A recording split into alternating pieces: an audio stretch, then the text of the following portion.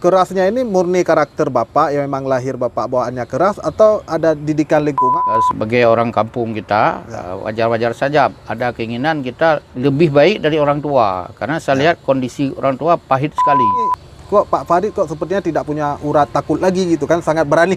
Tamat S1 duduk-duduk di kafe santai-santai saja dia. Tidak lagi mengejar, pikir sudah selesai. Qulil haqqah walau kana murran. Sampaikan yang benar kata Nabi walaupun pahit.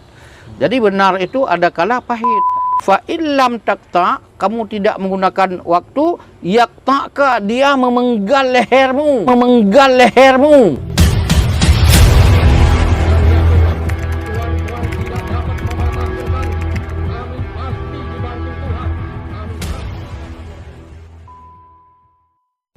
Assalamualaikum warahmatullahi wabarakatuh. Sahabat Signori yang penuh semangat. Thomas J. Stay, seorang doktor dari Amerika Serikat, pernah melakukan riset tentang 100 faktor yang mempengaruhi kesuksesan seseorang. Berdasarkan hasil riset ini yang mengambil sampel 1001 responden yang 733 di antaranya adalah milioner. Hasilnya adalah kecerdasan intelektual tidak masuk dalam 10 besar faktor yang mempengaruhi kesuksesan seseorang. Faktor kecerdasan hanya ada di ranking 21. Sedangkan yang 10 besar adalah kecerdasan yang sifatnya soft skill, yaitu kejujuran, kerja keras, mempunyai kawan-kawan yang pergaulan yang bagus, kemudian juga cinta dengan pekerjaan yang mereka lakukan. Sahabat Signori yang penuh semangat, hari ini kita mendapatkan inspiring person yang luar biasa. Ini benar-benar luar biasa karena pada saat kami berkeinginan untuk membuat channel YouTube dengan misi untuk menghadirkan tokoh-tokoh yang punya prestasi, kemudian kita belajar pengalaman dari tokoh tersebut sehingga kita bisa mendapatkan inspirasi-inspirasi baru. Kebanyakan dari rekan-rekan itu menganjurkan tokoh yang satu ini. Selain daripada pencapaian beliau yang luar biasa, beliau juga begitu concern dengan perkembangan remaja atau kaula muda pada saat ini. Jadi langsung saja kita bertemu dengan Bapak Profesor Dr. Farid Wajdi yang saya yakin banyak di antara kita sudah sangat kenal dengan beliau.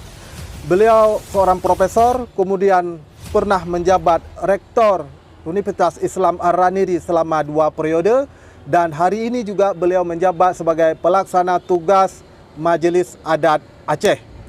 Beruntung sekali kita bisa bertemu dengan beliau hari ini. Pak Farid, terima kasih sudah bersedia untuk menerima kami untuk berbagi dengan rekan-rekan Signori ini. Semoga kaula muda bisa mendapatkan hal-hal yang baru. Tapi yang pertama saya ingin bertanya dulu ini Pak Farid. Saya juga di pesantren dulu Pak Farid, dan kami juga belajar tentang komunikasi publik. Ya katakanlah misalnya ketika kita tampil berpidato di depan umum jadi khatib misalnya. Itu kita selalu diajarkan bagaimana cara berpidato yang baik. Tapi Bapak melakukan sesuatu yang tidak sesuai dengan teori. Misalnya Bapak ketika menjadi khatib selalu dengan suara keras, meledak-ledak, terlihat ekspresi marah. Nah, itu bagaimana itu, Pak? Terima kasih. Begini, kalau kita lihat ceramah orang atau khutbah khususnya, seseorang khatib biasanya kalau membahas satu masalah, katakanlah masalah tauhid dari awal sampai akhir sampai tuntas. Kalau bahasa kita sebut secara fikih misalnya, misalnya bab taharah saja. Paling-paling merembes sana sini sikit. Jadi juga kita lihat satu topik misalnya maulid saja. Tapi saya isu terkini itu jalur masuk. Misalnya hari ini ada RUHIP jalur masuknya atau sentralnya itu saya buat. Semua sudah 1 bulan lebih ini RUHIP. Jadi kalau sebelumnya topiknya tentang yang disebut corona. Jadi itu dulu. Jadi setiap kesempatan kita ambil isu itu. Jadi pada tataran awal saya agak lembut, orang melihat saya tidak bersemangat. Tapi itu saya hanya menjelaskan hadis, ayat, aturan dan sebagainya. Itu tidak perlu meledak-ledak. Jadi yang meledaknya itu nanti pada saat mengkonfirmasi dengan kondisi real. Yang tadi adalah tataran yang ideal, baik dari ayat, baik hadis, maupun pikiran-pikiran orang yang bagus-bagus semuanya. Ya, itu saya bagi persen. Katakanlah 25% itu dulu bahagian awal, supaya orang paham itu dengan sedikit. Karena tahap awal orang masih pengenalan itu. Dia menerima bagus-bagus dulu. Kemudian yang panasnya biasa pada katakanlah puncaknya. Apa isu yang saya angkat? Katakanlah hari-hari ini saya angkat tentang orang munafik dengan orang kafir. Yang orang itu yang menghancurkan NKRI. Katakanlah tadi dengan jalur undang-undang HIP itu tujuannya itu tadi. Saya bawa orang ke sana. Kemudian setelah itu saya tunjukkan siapa-siapa itu, orang sudah paham itu. Itu siap mental orang mendengar semuanya. Jadi kemudian nanti saya turun lagi seperti naik bukit saja, awal landai, memuncak, kemudian turun sikit-sikit. Sebenarnya goalnya di ujungnya. Oke, jadi ledakan itu memang Bapak menyetel atau itu terjadi dengan sendirinya? Menyetel. Harus disetel. Kalau tidak, juga orang pasti ada yang tertidur. Lebih-lebih khutbah Jumat itu rata-rata sekarang kan tidur sebahagian. Kalau lembut sekali tidur, maka siapa yang tertidur pun terbangun sendiri. Begitu. Oke, baik. Tapi sebelumnya kita ingin tahu sebenarnya, ya mungkin secara umum kita tahu Bapak dari Aceh Besar. Dan sekarang mungkin jadi kebanggaannya Aceh Besar. Tapi Bapak bisa ceritakan masa kecil Bapak itu di mana sebenarnya? Saya sebenarnya boleh jadi bahagia sekali. Lahirnya di Desa Rukoh ini. Dari Menasah Rukoh itu, pinggir kampus UIN itu cuma 200 meter arah ke lautnya. Tapi dulu jangan dibayangkan ini seperti ini kotanya. Sampai 27 tahun saya kawin, hari kawin saya belum ada listrik di rumah. S1 saya tamat 26 tahun, tidak ada listrik juga. Jadi bayangkan kalau listrik tidak ada, lain semua tidak ada. Dan kampus ini bukan yang seperti sekarang, hutan. Setengah lebih hutan belantara, hutan lebat. Jadi lampu tidak ada, malam-malamnya kawasan ini semua gelap kan. Jadi Rukoh itu. Oke, kemudian kan Bapak juga mengatakan bahwa saya pernah mendengar ceramah Bapak yang mengatakan John F. Kennedy itu pada usia 10 tahun dia sudah bercita-cita menjadi presiden Amerika. Dan di usia 30 tahun dia memang benar-benar jadi presiden. Kemudian Rasulullah juga belajar berdagang di usia 13 tahun. Di usia 25 tahun beliau sudah menjadi ketua delegasi perdagangan dari Mekah ke Syam. Nah, Bapak tuh waktu kecil sebenarnya cita-cita menjadi apa, Pak? Saya sebenarnya selu saja dulu. Saya yang format saya kemudiannya sebagai orang kampung kita, wajar-wajar saja ada keinginan kita lebih baik dari orang tua. Karena saya lihat kondisi orang tua pahit sekali. Di depan mata kita lihat selalunya tidak bercukupan. Kami satu keluarga 9 orang. Melihat ibu dengan bapak kami itu pada saat kamu sekolahkan kami itu utang kiri kanan. Jadi cari utang sama orang, habis itu ditunggai lagi oleh orang, ditagih lagi, menderita sekali. Saya dalam pikiran saya, jangan lagi kami seperti ini nanti. Harus merubah yang sebaik-baiknya kita rubah. Dari situ prinsipnya. Kemudian banyak orang dari wilayah lain tinggal kos dekat rumah kami, malah di kebun kami.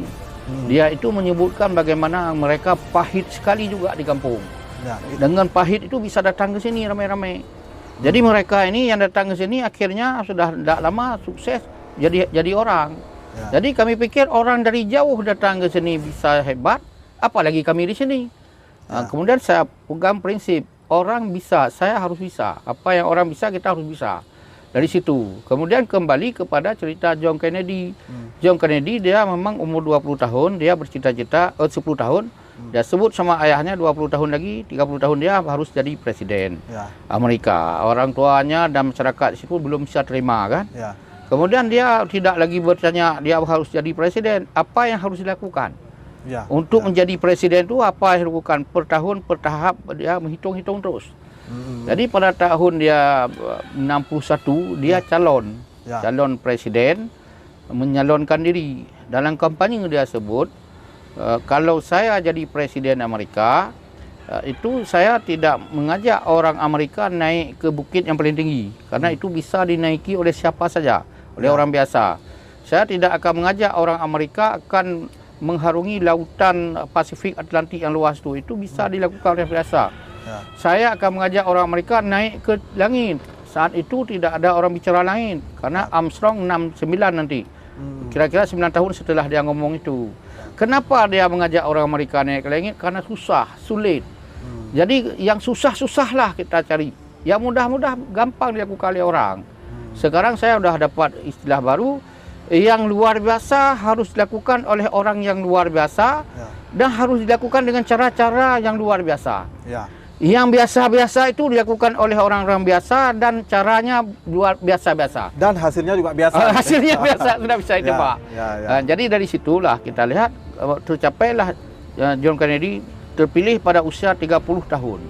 Pas dia berencana, dia tidak bekerja lain, fokus ke sana, dia melakukan sesuatu hingga jadi presiden. Orang lain pun kalau ada yang berformat seperti itu, boleh. Jadi saya kemudian ikutlah kuliah saya terus. Kuliah di mana, Pak? Kuliahnya di IAIN Raniri dulu, di Fakultas Tarbiyah, karena saya ingin mau jadi guru. Guru pun guru yang bagus, harus nama S1. Jadi pada saat itu, kalau menjadi guru, saya tidak akan berkembang. Saya hitung itu. Kalau jadi guru, kita ditempatkan di mana saja boleh, harus, dan tidak akan berkembang, kita diatur orang. Saya cari kerja yang tidak bisa diatur langsung. Yang kita ada cara mengekspresi kita, ada inovasi kita, ada kebebasan kita, kreativitas kita. Jadi maaf sebut, sekarang orang kerja di pemerintahan, katakanlah di dinas-dinas itu, kreativitas itu terbatas. Dia hanya bekerja apa yang sudah ada, rutinitas lah kita sebut. Jadi saya akhirnya tidak mau jadi guru, tidak mau diatur-atur sampai kita tidak berkembang, masuklah ke dosen. Jadi pada saat saya target jadi dosen, saya sudah jadi mahasiswa, sudah berubah lagi, tidak mau jadi guru, harus yang lebih. Jadi pada saat itu saya sudah ikut organisasi pelajar Islam Indonesia pertama sekali. Itu kenyang sekali saya. Tahun 80 sudah masuk sampai sekarang. Sekarang 2020, 40 tahun full saya berorganisasi. Tidak pernah berhenti semenit pun. Awalnya pelajar Islam Indonesia, kemudian juga pernah bergabung dengan MI, pernah bergabung dengan Al-Wasliyah. Sekarang sudah periode kedua, 10 tahun sudah menjadi ketua Al-Wasliyah Provinsi Aceh. Ketua umumnya di wilayah. Sebelumnya juga aktif, tapi di bawahnya sekretaris umum, bendahara umum dan lain-lain. Begitu, mungkin di Al-Wasliyah saya adalah 20 tahunan, sampai 30 tahun saya memimpin. Kemudian di PII pernah memimpin ketua umum pelajar Islam Indonesia seluruh Aceh. Sebelumnya ketua umum PII di Perguruan Tinggi.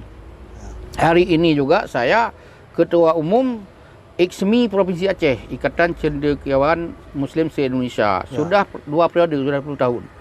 Jadi ini maknanya tidak pernah berhenti dalam aktivitas organisasi. Organisasi itu dididik kita. Yang yakin saya dulu di organisasi itu adalah media melatih diri dan sukses tadi dulu. Itu saja saya ingat-ingat. Alhamdulillah sukses tadi dan sudah mendapat hal yang banyak, asam garam lah di situ, bermanfaat sekali untuk saya. Jadi boleh dikatakan Bapak dibesarkan oleh organisasi. Organisasinya. Kembali ke John F. Kennedy, Bapak sebenarnya pengagum John F. Kennedy atau idola Bapak itu? Saya kagum juga kepada John Kennedy. Memang dia berakhir ditembak kan, tak paham kita itu. Dia bisa membangkitkan semangat orang, semangat diri dan orang lain menjadi contoh hari ini. Apa yang dicita-citakan di masa kecil bisa terwujud apabila peta jalan terbentuk. Dari situlah saya pada saat tahun 84 ikut advance training pelajar Islam Indonesia di Medan. Disuruh buat peta hidup saya, peta jalan ke depannya. Buatlah saya itu. Saat itu 2 tahun lagi harus S1 tambah S1. Kemudian berikutnya kahwin, berikutnya punya anak. Kemudian S2, kemudian S3, 2 tahun terus saya buat itu. Dan kemudian saya program jadi dekan. Jadi kemudian jadi rektor. Itu semua yang saya tulis tadi. Jadi alhamdulillah. Berarti Bapak berpikiran untuk jadi profesor dan menjadi rektor.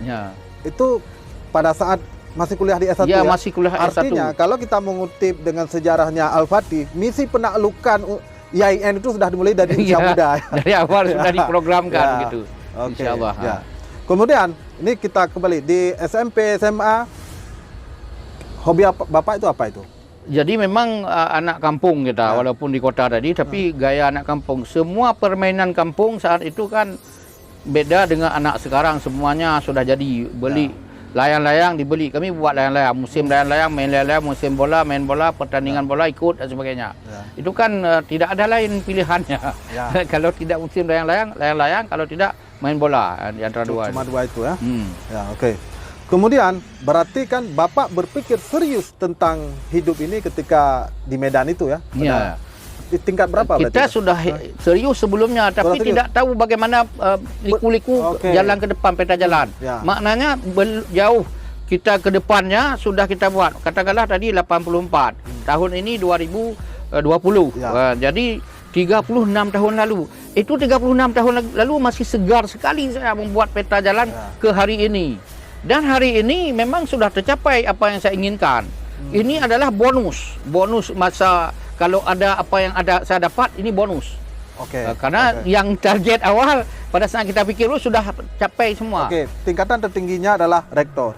Profesor ini tidak ada lagi, sudah sampai ke tampung, ke atapnya, puncak atap. Profesor dan juga rektor kalau di ukuran di sini tadi. Berarti penaklukan sudah selesai. Kalaupun kita dapat kali ini bonus gitu. Alhamdulillah.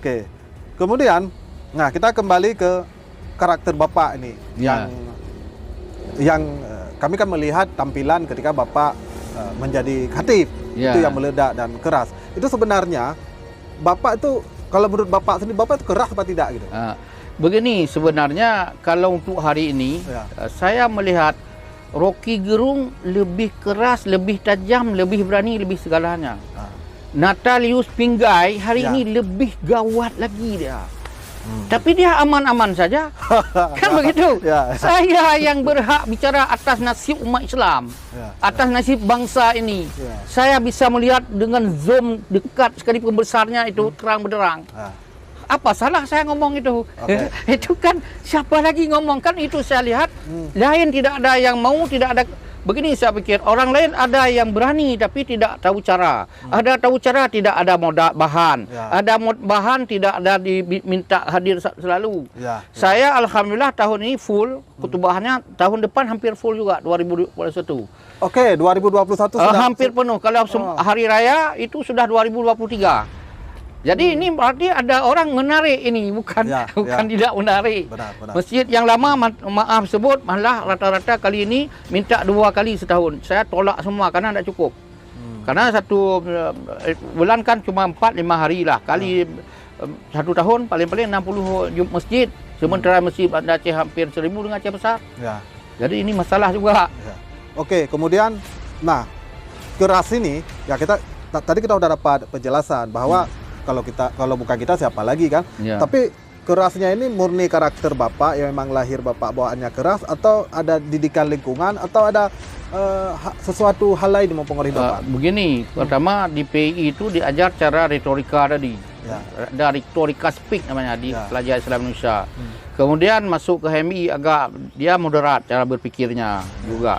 Kemudian di Al-Wasliyah, kebetulan Al-Wasliyah itu orang tua-tua. Di ISMI juga profesor-profesor orang tua-tua juga. Saya harus bagaimana menseimbangkan ini dulu. Jadi pengalaman di awal sampai ke akhir itu membekas ke saya. Jadi kapan-kapan saya bilang pada saat saya rektor, saya bisa lembut selembut itu tadi agar-agar basi. Lembut sekali, tidak bisa dipegang lagi, udah bonyok lah. Dan bisa keras sekeras batu, saya bilang. Jadi kembali kepada keras tadi. Keras ini awalnya memang kita ada ilmu tentang semua yang kita ngomong, dan ada tanggung jawab. Dan tanggung jawab sebagai orang Islam tadi harus disampaikan. Qulil haqqah walau kana murran. Sampaikan yang benar kata Nabi walaupun pahit. Jadi benar itu ada kala pahit, tapi kalau pahit itu kita mundur, ya kebenaran tidak akan tegak. Kemudian saya ketemukan lagi, ini maaf bukan untuk memformat diri ya. Tapi saya ketemu Khalif Nu'raf, kata orang Arab. Berbedalah kamu dengan orang yang akan terkenal. Kalau sama-sama dengan orang seperti tadi, itu kan tak nampak perbedaan. Ini Khalif, kata orang Arab. Berbedalah kamu. Khalif itu berbedalah kamu. Nu'raf akan terkenal kamu. Tapi kita terkenal pada yang positif tadi. Yang orang tidak berani, kita harus berani. Orang tidak tahu, kita harus tahu. Jadi ini tadi kita sampaikan, kemudian saya selalunya baca ayat Quran. Ayat Quran misalnya, "Qul lan yusibana illa ma katabahu lana." Tidak akan ditimpa kita illa ma katabahu lana. Saya memahami itu. Qul itu katakan, hai Muhammad, lan itu sekali-kali tidak akan ditimpa apa-apa kamu. Illa ma katabahu lana, kecuali Allah sudah pastikan. Ya. Kondisi ini aman, nyaman sekarang. Kalau masa konflik, saya adalah khutbah pertama harus menghantam tentara dulu. Oke. Kemudian hantam GAM. Jadi kedua-duanya itu coba bahaya sekali.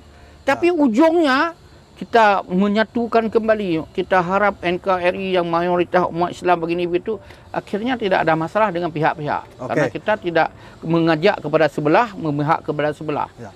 Oke, kemudian ini menarik bahwa sikap Bapak yang keras ini itu dari muda, kemudian Bapak jadi rektor, jadi dekan, jadi rektor, sampai kemudian tidak lagi di posisi, Bapak tetap konsisten dengan kerasnya itu. Ya. Tapi pasti mungkin kan kerasnya itu akan ada pihak mungkin tidak bahagia. Apakah Bapak pernah punya pengalaman orang protes karena sikap Bapak? Tidak ada yang secara langsung atas nama kita katakanlah pihak-pihak yang berhak memarah kesan. Tidak ada. Paling-paling orang ngomong itu banyak, kok keras sekali dia, kok berani sekali, tidak bahaya itu. Kita dengar aja ketakutan. Jadi itu ada saja yang berasa seperti itu, ada saja orang di situ yang membelanya. Dia bilang, dia sebenarnya patut kita berterima kasih, dia sudah berani ngomong seperti itu. Kita dengar saja ketakutan, kenapa kita yang merah ke telinganya? Ya. Yang dikritik ke sana, ke langit. Ya. Tidak ada. Ya. Karena kami juga sering, jadi dengan kawan-kawan juga kami berpikir, ini kok Pak Farid kok sepertinya tidak punya urat takut lagi gitu kan, sangat berani. Nah, kan. Oke, kemudian, nah kalau di rumah bagaimana Pak? Bapak apa tetap meledak atau sangat ini kalau di rumah? Di ini rumah malah anak-anak kami dianggap saya orang paling fair, paling lucu-lucu, paling semuanya. Karena mungkin dasarnya ada modal kita lawak sedikit, agak lucu supaya tidak tegang di rumah. Itu semuanya keluar di situ.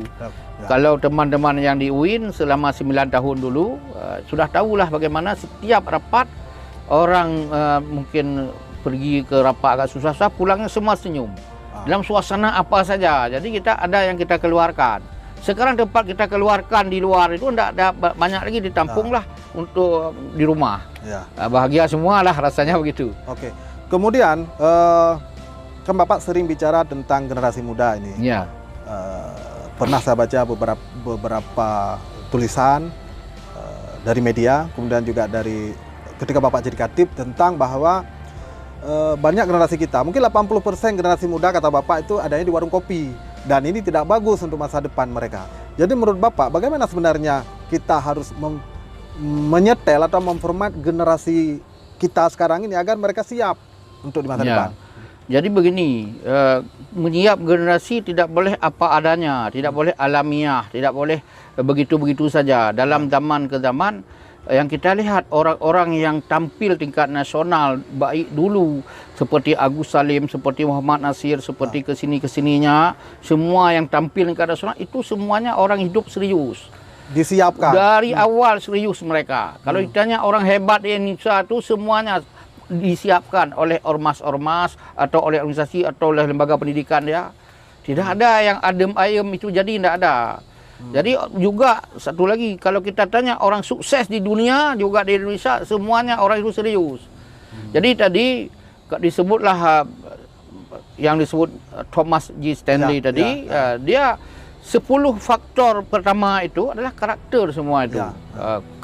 Karakter itu kalau IQ, katakanlah knowledge ini, dia ada lembaga pendidikan, perguruan tinggi atau S1, S2 dan sebagainya. Tempat mempertajam ini, yang disebut kognitif. Kemudian yang kedua adalah profesional. Itu ada lembaga-lembaga pelatihan, ada magang, ada semuanya. Itu profesional. Ini adalah skill orang. Tapi kalau karakter di sini, skill itu diumpamakan di tangan profesionalnya, otaknya ilmu. Ini lewat lembaga pelatihan, ini lewat pendidikan. Yang ini adalah yang dapat dalam masyarakat, baik dalam rumah tangga maupun di organisasi tadi atau dalam kehidupan masyarakat. Karakter itu, kami sudah tanya kepada seorang profesor yang menjelaskan ini bagaimana untuk mendidik attitude seseorang, karakter seseorang, akhlak dan sebagainya. Ini tidak ada lembaga pendidikan. Dia dipulangkan kepada diri masing-masing bagaimana dia mencarinya. Tapi dalam ajaran Islam, inilah lewat pengajian-pengajian semuanya, ini pembentukan karakter yang disebut transfer of value, yang ini transfer of knowledge. Jadi value itu adalah tadi yang nilai karakter masuk ke sini.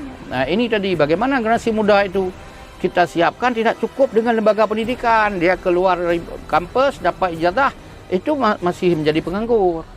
Jadi hari ini yang saya lihat lagi di Aceh sudah berapa kali testing, baik untuk masuk perguruan tinggi maupun masuk dosen, tes dosen atau tes pegawai. Itu kalau benar-benar dites orang Aceh itu 20-30% paling hebat tertampung orang Aceh untuk kapasitas berkompetisi tingkat nasional. Jadi itu di Aceh, belum di luar Aceh. Di Aceh katakanlah di Unsiah kata baik untuk jadi mahasiswa maupun di UIN jadi mahasiswa atau dosen dan sebagainya, juga pegawai pada tingkat provinsi. Saya sudah tahu itu, ada info dari mereka bahwa orang Aceh paling kuat 30% mampu bertahan. Mampu berkompetisi. Jadi gagal semua. Gagalnya itu tadi. Tamat S1 duduk di kafe santai-santai saja dia. Tidak lagi mengejar, pikir sudah selesai. Padahal itu masih proses sampai kapanpun, sampai itu kan terus belajar. Dengan kondisi sekarang harus memahami kondisi. Jadi saya sebenarnya bukan marah kepada orang duduk di kafe, tapi kebetulan pada saat itu orang sudah di kafe semua. Terserah ada wifi di sana, terserah ada lain-lain kelebihan di sana, ada juga manfaat di sana. Ada memang orang makan ganja, sabu-sabu ada manfaat. Yang disebutkan oleh agama ada manfaat, tapi mudarat lebih besar. Jadi mudaratnya inilah akan mengambangkan masa depan generasi muda. Dia tidak akan mencapai sesuatu dengan terfokus. Jadi Einstein itu dia menyebutkan 1% tambah 99% campuran keduanya baru dia mencapai orang hebat, sukses. Jadi 1% IQ tadi. Juga dalam 10% IQ tadi Thomas itu yakin 21 taruh IQ-nya. Nah, jadi kemudian yang disebut lagi Thomas Hobbes menyebutkan 5% IQ, 95% itu kesungguhan. Kalau Einstein 1% tambah 95%, 59. Berarti di atas 90% itu adalah kesungguhan, keyakinan, fokus, serius. Itu hanya satu sebenarnya. Serius, fokus dan sebagainya itu sama bahasa saja. Itulah yang buat orang sukses. Tapi orang duduk-duduk menghabiskan waktu dengan percuma itu, saya bilang, kata orang Arab, itu al-waktu kasaif, waktu seperti pedang. Beda dengan pedang dalam sarung kita. Aman, tidak dipakai aman. Kalau orang Inggris disebut, the time is money. Uang adalah waktu uang. Uang hari ini tidak ada, besok ada. Tapi waktu, fa'illam takta, kamu tidak menggunakan waktu, yakta'ka, dia memenggal lehermu. Itu bahaya sekali dalam pandangan orang Arab. Waktu itu tidak boleh main-main. Muda itu tidak kembali kedua kalinya. Jangan biarkan muda pergi tanpa kesan. Untuk apa murah daging di pasar, gigi sudah ompong di mulut. Jadi penyesalan tidak mungkin lagi diraih nanti, datang terlambat. Jadi selagi muda ya siapkan dirilah untuk yang terbaik. Oke, nah dengan segala kondisi yang ada sekarang, kalau menurut Bapak apa yang harus dilakukan oleh remaja sekarang untuk siap ke masa depan? Ya, kalau saya berpegang kepada buku karangan Mustafa Ghalayani, seorang ulama besar di Mesir. Dia menulis buku tentang Iddatun Nasyi'in. Iddatun Nasyi'in itu adalah arti buku itu bahasa kita pembelajaran bagi generasi muda. Dalam buku itu disebut generasi muda harus diformat pertama cita-citanya. Dan kewajiban di atas pundak generasi muda hanya dua. Satu, dia memformat cita-cita, dia harus punya cita-cita. Cita-cita tentunya yang lebih hebat dari hari ini, yang lebih hebat dari orang lain, yang jauh jangkauannya. Itu cita-cita. Yang kedua adalah mewujudkannya. Generasi muda hanya satu, memformat cita-cita dan mewujudkannya. Kalau ditanya kepada saya bagaimana generasi muda muda ini kan tidak mesti 20 tahun, 18 tahun, 30 tahun, tidak mesti itu. Jadi aturan sekarang 50 tahun masih ada kesempatan, masih muda. Sebelum mencapai tujuan 60 pun masih ada kesempatan. Kita hari ini harus memformat umur kita itu, rata-rata orang Indonesia sudah 80-an tahun hari ini. Dulu 70-an, sekarang sudah 80-an. Jadi kita menghitung dulu umur normal kita 80. Kita harus produktif sampai umur 80. Jadi supaya kita ada gairah untuk meraih di sisa waktu, walaupun umur sudah 50, umur 60 harus bergairah 20 tahun lagi harus hidup, begitu. Nah, bagus. Kemudian kan ini bicara generasi muda, karakter generasi muda, tapi saya rasa ada satu persoalan besar. Persoalan besarnya adalah bahwa kebanyakan juga generasi sebelumnya itu dididik oleh berbagai organisasi untuk menjadi manusia-manusia yang benar. Tapi saya melihat sekarang korupsinya itu di mana-mana. Malah di lembaga pendidikan sendiri. Ini lembaga pendidikan yang menjadi benteng terakhir pendidikan karakter juga terjadi korupsi.